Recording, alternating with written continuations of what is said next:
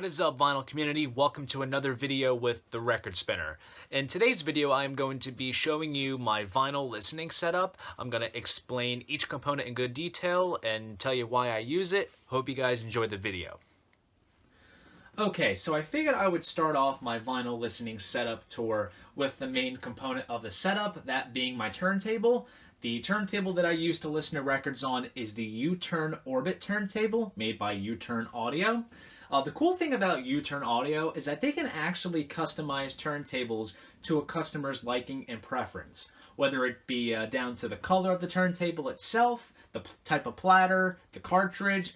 People can choose whatever they want on it, and that's the direction that I went with my custom Orbit turntable, so I'm going to go into good detail on what I selected. The color that I chose is just a basic black. Reason why I chose it is because it blends well with my storage cubes that I use to store my records in, and yes, they are black. Now, they offer two types of platters. There's the standard medium density fiberboard platter, and then there's also the upgradable acrylic platter. Now, right off the bat, I opted for the acrylic platter, and according to their website, it has a better speed consistency and a more detailed playback, and I am all for getting the most out of my setup as I can, so that's the one that I went with. Now, they do give you a standard 1/8" felt mat, but of course, due to static electricity buildup and possibly damaging your stylus, I went ahead, got rid of that, and I got myself a 1/8" thick cork mat. U-Turn does sell one on their website, but this is one that I got from a company called Turntable Toys from Amazon. It's about $9, and it gets the job done perfectly. Now, as you can tell, it is a belt drive turntable. The belt goes around the platter and wraps around the motor. Now, there's two little pulley grooves that, which are the two different speeds that this turntable can do. The top one being, of course, for 33 1/3, and the pulley groove below that being for 45 RPM. The cartridge that I use is the Ortofon OM5E. The reason why I chose this cartridge is because, according to U-Turn's website, they said that this cartridge is great for people that like listening to different varieties and genres of music, and my collection has so much variety in it, so I feel that this cartridge gets the job done, and it surely does. The one weird thing about U-Turn's turntables is that they offer the Q lever separately. Of course, I went ahead and got it because I don't trust my sometimes unsteady hands when it comes to dropping the needle on a record.